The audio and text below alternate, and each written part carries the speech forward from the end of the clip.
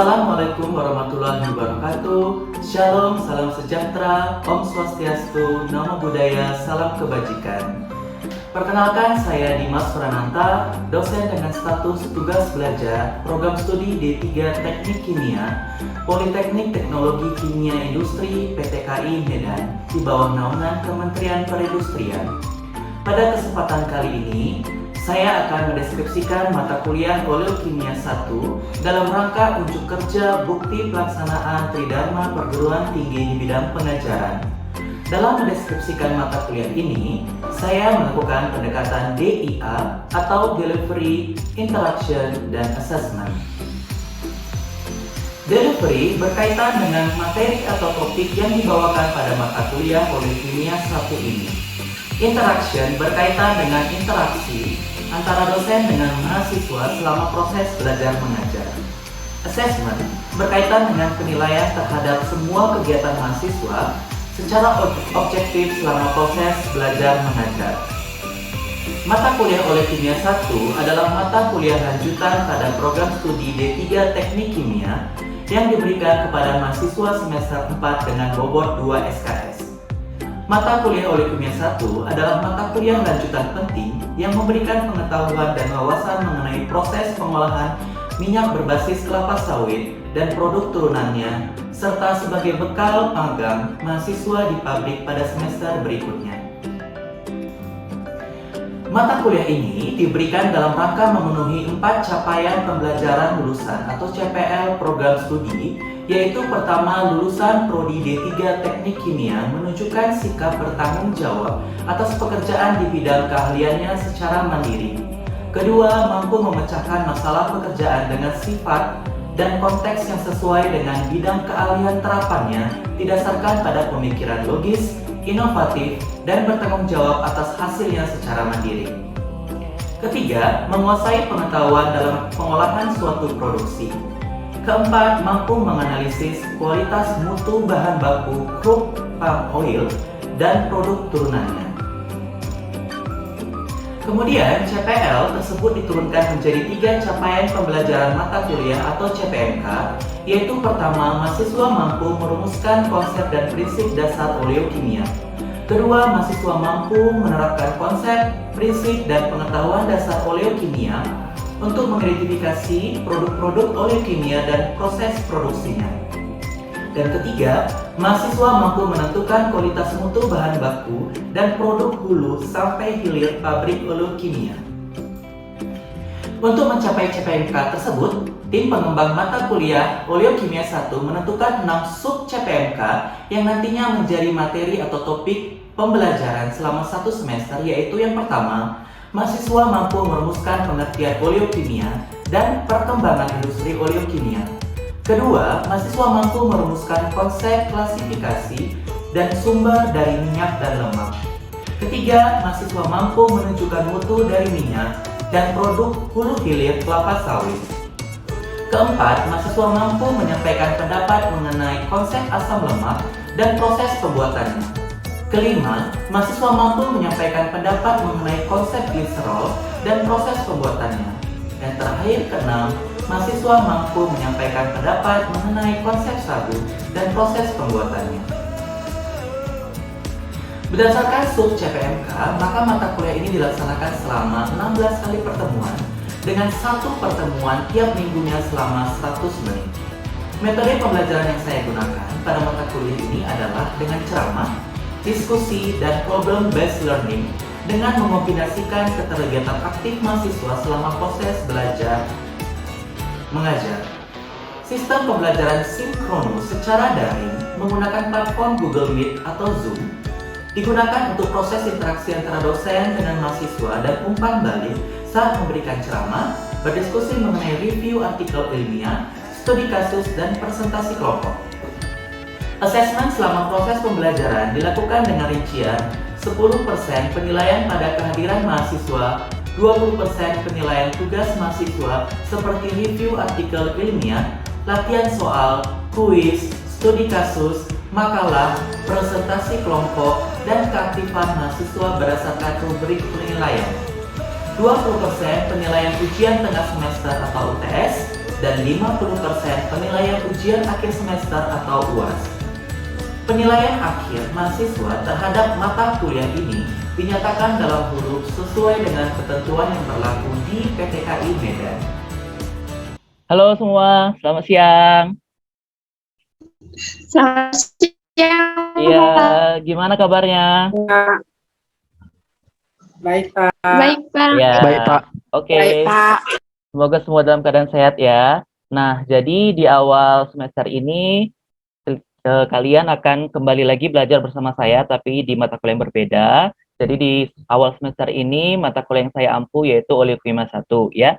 Jadi saya tidak perkenalkan diri lagi karena di semester sebelumnya sudah pernah masuk sama saya. Nah, jadi di mata kuliah ini namanya adalah mata kuliah Oleokimia 1. Jadi kalian sekarang sudah semester 4. Di mata kuliah ini merupakan mata kuliah lanjutan ya. Jadi semakin ke sini nanti kalian akan mendapat mata kuliah yang berbasis terapan dan juga nanti akan berguna untuk kalian magang dan PKL ya. Jadi saya akan mulai share screen dulu.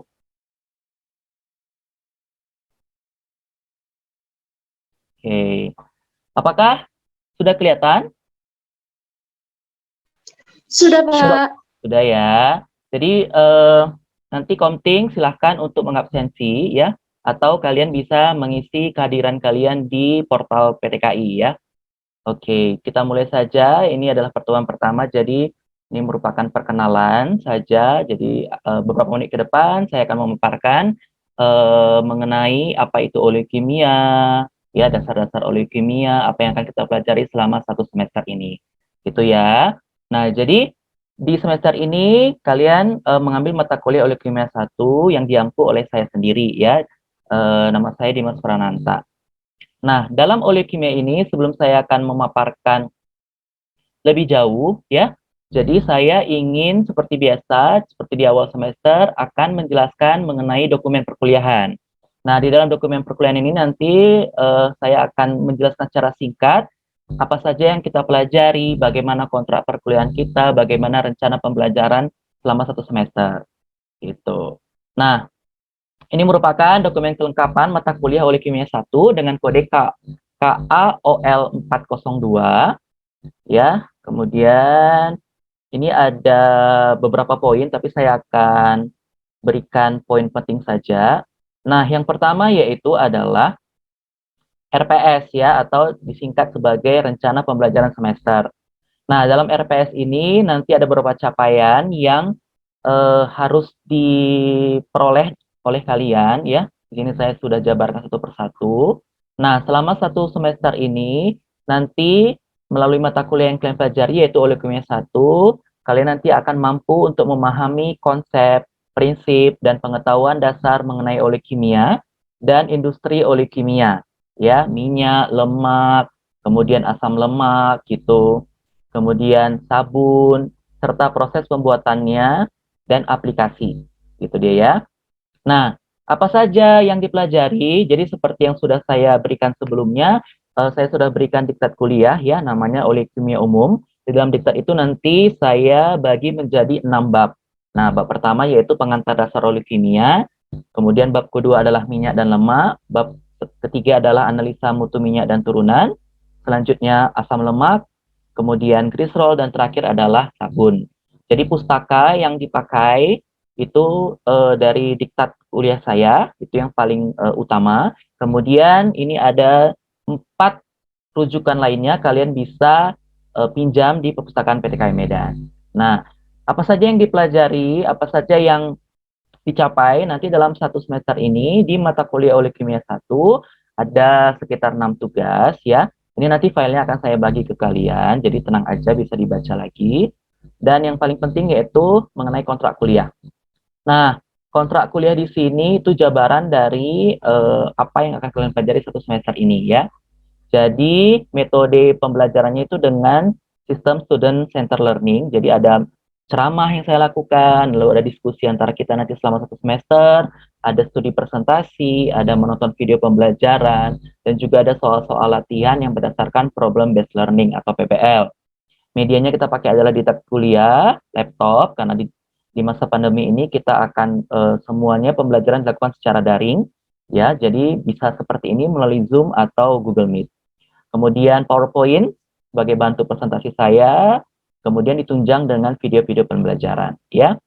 Nah, seperti biasa di PTK itu penilaiannya ada terbagi menjadi 4, yang kehadiran itu dinilai sebanyak 10%, UTS 20%, UAS nanti 50%, dan nilai tugas 20%. Jadi totalnya 100%. Nah, sebaran nilainya itu akan dibuat dalam huruf di kartu hasil studi kalian nanti dengan rincian sebagai berikut, ya. Jadi, saya rasa itu cukup untuk kontrak perkuliahan, RPS, dokumen perkuliahan selama 1 semester ini, ya. Jadi, saya lanjut aja. Nah, karena mata kuliah kita namanya Olikimia 1, nanti semester depan ada namanya Olikimia 2, ya, lanjutan. Nah, kira-kira kalian mungkin ada beberapa dari kalian yang sudah mendengar kata olikimia, ya, mungkin dari YouTube, dari majalah, atau dari jurnal. Nah, jadi kira-kira ada yang tahu nggak olikimia itu apa? Izin menjawab, Pak. Ya, silahkan, Rey. Perkenalkan, nama saya Radopal Timothy Ringo NIM 1901072.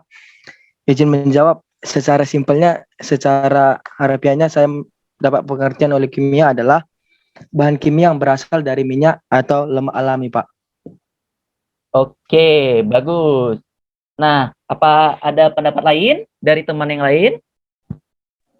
Ya, saya Pak. Perkenalkan, nama saya Uswato Nasana Matondang, NIM 1901-34. Menurut saya Pak, olikimia itu adalah senyawa kimia yang berasal dari lemak atau minyak. Ada produk dasar dari olikimia itu Pak, seperti fatty acid, fatty alkohol, fame, dan glycerol. Seperti itu Pak. Terima kasih Pak. Oke, bagus. Terima kasih Rey dan Usatun, ya. Jadi yang disampaikan oleh temannya tadi itu sudah benar, ya. Jadi olikimia itu yang pertama secara singkat adalah senyawa kimia yang kita peroleh dari minyak dan lemak, ya.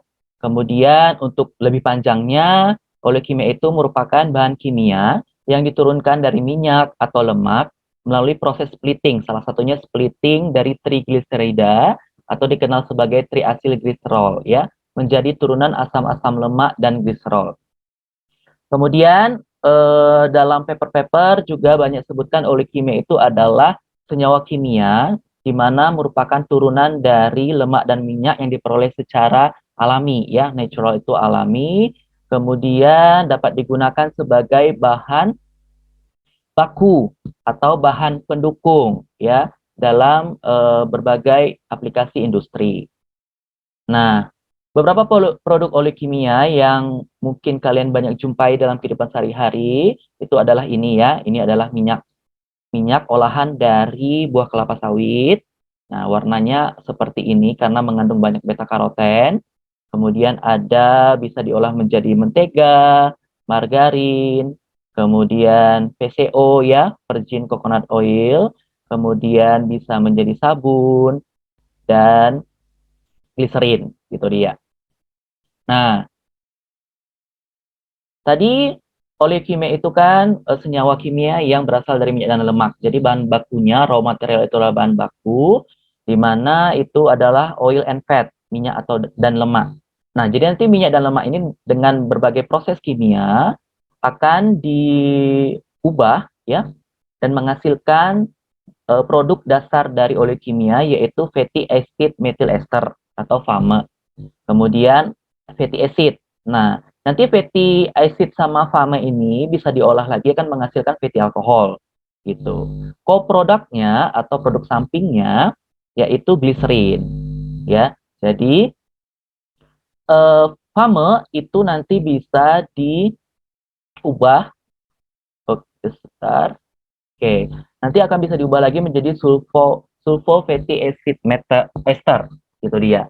Nah, kemudian fatty alkohol juga ini bisa kalian lihat di slide, diubah dengan berbagai macam produk menjadi gurbet alkohol, alkyl chloride, fatty alkohol ethoxylate, fatty alkohol sulfate, technical ester, alkyl polyglycoside, ya. Nah, kemudian untuk fatty acid nanti dia hasil sampingnya lagi adalah gliserin atau gliserol, ya. Nah, ini nanti fatty acid bisa diubah dengan berbagai macam ya, seperti ini. Ada conjugated fatty acid, alkyl epoxy ester, dimer fatty acid ethoxylate, acetylene, kemudian fatty acid ester. Nah, untuk gliserin juga bisa diubah kembali ya, banyak produk lainnya seperti trisetin, ada partial glycerin, medium chain triglyceride. Nah, jadi ini derivat ini artinya adalah turunan ya. Jadi produk-produk turunan dari produk dasar polikimia ya, gitu dia. Nah, secara ringkasnya adalah seperti ini. Jadi sebelah kiri minyak dan lemak ini contohnya sebagai bahan baku tadi ada CPO ya. Saya sudah mengenal adanya CPO, crude palm oil, ada PKO ya, palm kernel oil itu merupakan minyak inti sawit. Kemudian ada RBDPO, ada olein dan stearin. Olein dan stearin itu merupakan jenis dari triacylglycerol tadi ya, atau lemak. Kemudian ini diubah menjadi produk oleokimia dasar ya, seperti ini tadi, ada fatty acid sampai tertiary fatty amine. Kemudian produk oleokimia dasar ini akan diubah lagi menjadi produk turunan namanya ya, mulai dari monogliserid sampai fatty acid ethoxylate. Nah, ini nanti akan kita bahas selama 1 semester ini ya, di pertemuan-pertemuan selanjutnya. Nah, ini produk turunan ataupun produk dasar oleokimia ini nanti banyak diaplikasikan ya. Jadi bisa sebagai emulsifier, deterjen, produk-produk kosmetik dan untuk farmasi ya. Itu dia. Nah, selanjutnya kita ingin bahas apa sih pentingnya dari oleokimia itu dan bagaimana kecenderungan atau tren dari oleokimia itu pada bidang industri. Gitu dia ya. Nah, produk oleokimia itu banyak digunakan, salah satunya yang pertama sebagai personal care.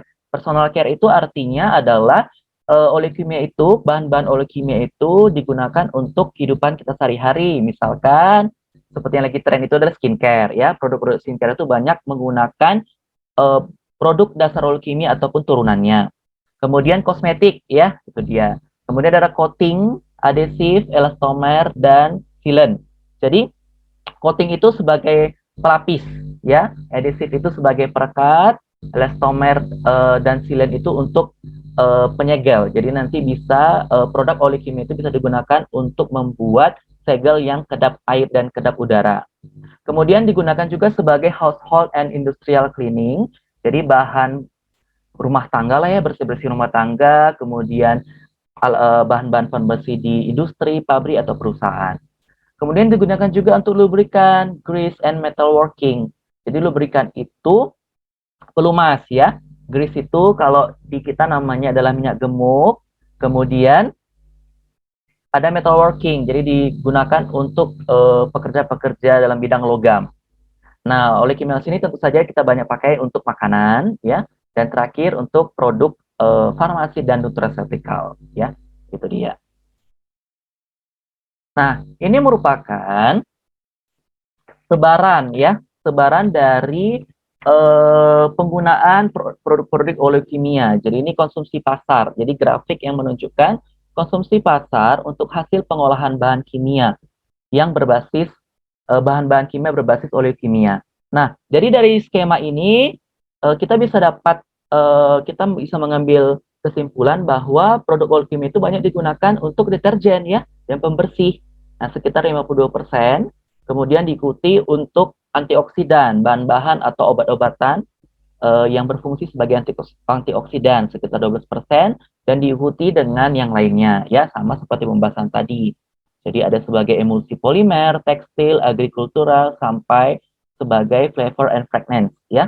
Perasa dan fragrance itu untuk parfum seperti itu. Nah, kemudian ini merupakan skema peningkatan nilai produk oleokimia. Jadi berdasarkan grafik tadi, ini merupakan nilai value-nya ya dalam nominal satuan uang gitu.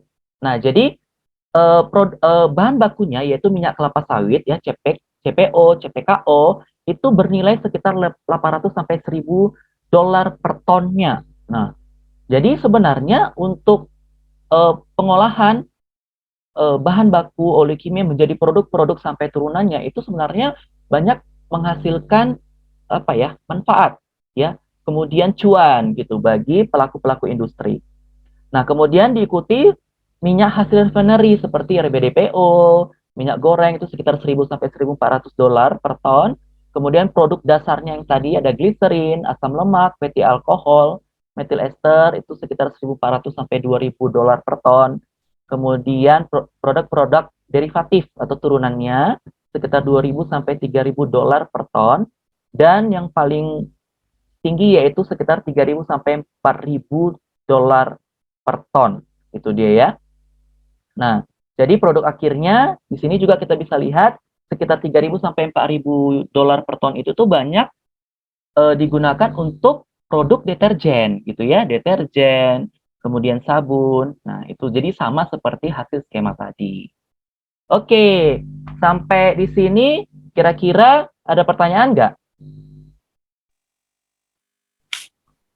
Permisi Pak, saya izin bertanya. Ya, silahkan. Perkenalkan, nama saya Sapi, NIM 1901075. Saya ingin bertanya Pak, di slide skema peningkatan nilai produk oleh kimia, ada kata rezin azelat. Saya ingin bertanya, apakah maksud dari rezin azelat itu Pak? Terima kasih Pak. Ya, baik. Jadi pertanyaan yang bagus. Jadi ini resin azelat yang ini tadi ya. Jadi sekitar produksi 2.000 sampai 3.000 dolar per ton. Jadi sebenarnya resin azelat itu adalah produk oleokimia di mana merupakan keluaran dari asam oleat ya. Jadi lebih dikenal sebagai asam azelat. Jadi produk turunan dari asam oleat. Nah, jadi bagaimana terbentuknya dari resin azelat ini dengan proses namanya pembelahan oksidasi atau oxidation cleavage. Nah, jadi resin azelat ini banyak digunakan untuk aplikasi di industri polimer seperti untuk membuat nilon ya, kemudian industri pabrik, lem dan juga serat. Nah, jadi serat itu banyak digunakan untuk industri polimer maupun biopolimer. Oke, apakah ada pertanyaan yang lain? Permisi Pak, izin bertanya Pak. Ya, silakan. Perkenalkan, nama saya Eka Yana Sihotang, NIM 1901052. Saya ingin bertanya Pak, pada skema peningkatan nilai produk oleokimia ini ada kata biopoliol. Itu biopoliol ini itu maksudnya apa ya Pak? Terima kasih Pak. Oke, good question. Jadi yang di bawah resin azelat ya. Jadi biopoliol, kalau kata-kata bio berarti bahan bakunya dari alam ya gitu ya, natural. Jadi biopoliol itu adalah ester sintesis sebenarnya. Nanti itu diproduksi terutama diproduksi dengan melalui proses transesterifikasi. Nanti saya jelaskan di slide terakhir ya. Jadi merupakan ester sintesis diproduksi dengan reaksi transesterifikasi dari trigliserida ya. Nah, trigliserida ini dapat dari mana? Didapat dari minyak nabati misalkan atau minyak hewan ya, berasal dari hewan. Nah, poliol itu sendiri merupakan senyawa organik yang merupakan gugus hidroksil yang lebih dari satu ya. Jadi nanti gugusnya itu ya ada NH, ada COO. Itu dia itu poliol. Nah, senyawa poliol ini banyak digunakan untuk bahan intermediate. Nah, selain bahan intermediate bisa digunakan sebagai bahan aditif. Misalnya untuk membuat lubrikan atau biolubrikan, kemudian pelumas nabati, kemudian bisa untuk bahan baku produksi poliuretan. Poliuretan itu adalah itu tadi ya, jadi bahan polimer yang ada gugus fungsinya si uretan yang tadi NHCOO. Itu dia dalam rantai molekulnya. Oke, kita lanjut saja ya.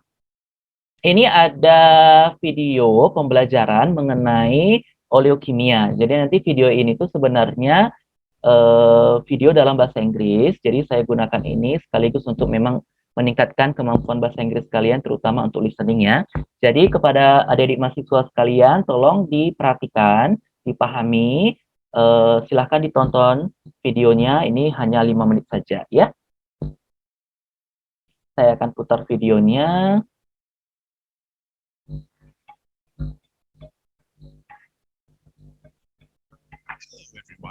Let's learn about oleochemicals with me. Permisi Pak, saya izin memberikan pendapat. Silakan. Sebelumnya perkenalkan nama saya Hatina pendapat dalam video tersebut, hal yang saya pahami adalah mengenai definisi oleokimia, di mana oleokimia itu ada kelompok senyawa kimia yang diperoleh dari hewan ataupun tumbuhan. Senyawa oleokimia ini banyak digunakan dalam berbagai aplikasi dalam kehidupan sehari-hari, misalnya seperti bahan pembuatan pada sabun, skincare, deterjen, dan produk-produk farmasi. Selain itu, oleokimia berperan penting dalam produksi cat, lubrikan, dan vernis. Banyaknya pabrik pengolahan kelapa sawit menyumbang porsi terbesar dalam menghasilkan senyawa oleokimia. Produk turunan dari pengolahan kelapa sawit yang dihasilkan contohnya itu ada fatty ester, fatty amine, konstituen lainnya yang berbasis sawit. Terima kasih, Pak. Oke, terima kasih pendapatnya, bagus sekali. Nah, kira-kira ada lagi nggak yang mau ditambahkan dari yang dibilang oleh teman tadi, Hertina? Dalam ekstrak kasar atau fatty acid dan melalui proses hidrolisis pada suhu dan tekanan yang tinggi. Selain itu, metode ester juga dihasilkan melalui reaksi esterifikasi. Kemudian saya menambahkan bahwa tadi ada penjelasan mengenai 4 bahan penyusun dari konstituen sawit dalam pembuatan personal care dan kosmetik, profil, pamitet, setil alkohol, gliserin, dan poligliserol es. Lalu tadi disebutkan banyak kegunaan dari penggunaan palm oil dalam pembuatan sabun dan kosmetik. Sekian Pak, terima kasih. Oke, terima kasih Nafira ya. Sebuah pendapat yang bagus ya. Jadi tadi Nia Safira itu sekaligus menambah yang dibilang oleh Hertina ya. Jadi ini pintar-pintar semua mahasiswanya ya. Nah, ini merupakan sebaran dari pabrik-pabrik oleokimia yang ada di Indonesia. Ini diambil dari data tahun 2013 ya. Nah, dari peta ini kita bisa lihat ternyata itu yang pabrik pengolahan kelapa sawitnya banyak di provinsi kita sendiri, yaitu Sumatera Utara ya. Nah, ini merupakan reaksi-reaksi kimia yang umum untuk menghasilkan produk dasar dan produk-produk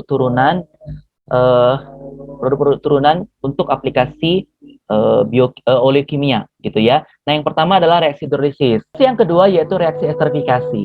Terakhir yaitu reaksi transester ya. Jadi, nah, itu untuk pemaparan pertemuan pertama. Nah, jadi dari hasil pemaparan saya dan hasil diskusi, kemudian jawaban-jawaban dari pertanyaan teman-teman kalian tadi, jadi itu merupakan pertemuan pertama kita ya. Nah, jadi untuk yang terakhir itu adalah ringkasan materi. Nah, saya tuh pengen tahu kira-kira ada nggak yang bersedia untuk meringkas apa yang udah kita diskusikan tadi dari awal sampai akhir? Dari Indonesia 19.01.08. Yang pertama tadi kita membahas mengenai pengertian oleokimia itu sendiri. Lalu kemudian kita membahas oleokimia merupakan senyawa kimia yang diperoleh dari minyak dan lemak. Produk oleokimia dasar bervariasi mulai dari fatty acid, alkohol, dan gliserol atau gliserin. Pentingnya oleokimia karena banyak diaplikasikan dalam kehidupan sehari-hari dan seperti personal care, skincare, produk rumah tangga, dan bahan bakar. Kemudian presentasi terbesar konsumsi pasar untuk hasil pengolahan bahan kimia berbasis oleokimia ada pada deterjen dan pembersih. Dan yang terakhir, reaksi kimia. Terima kasih atas perhatiannya. Saya harap kalian semua dalam keadaan sehat. Demikianlah pernyataan dosen dalam unjuk kerja Tridharma Perguruan Tinggi PDD UKT-PT di bidang pengajaran. Semoga apa yang saya sampaikan pada kesempatan kali ini bermanfaat. Akhir kata saya ucapkan terima kasih kepada Kemendikbudristekdikti dan Kemenperin atas kesempatan yang diberikan kepada saya untuk dapat mengikuti sertifikasi dosen gelombang ketiga tahun 2022 ini. Sekian dan salam sehat.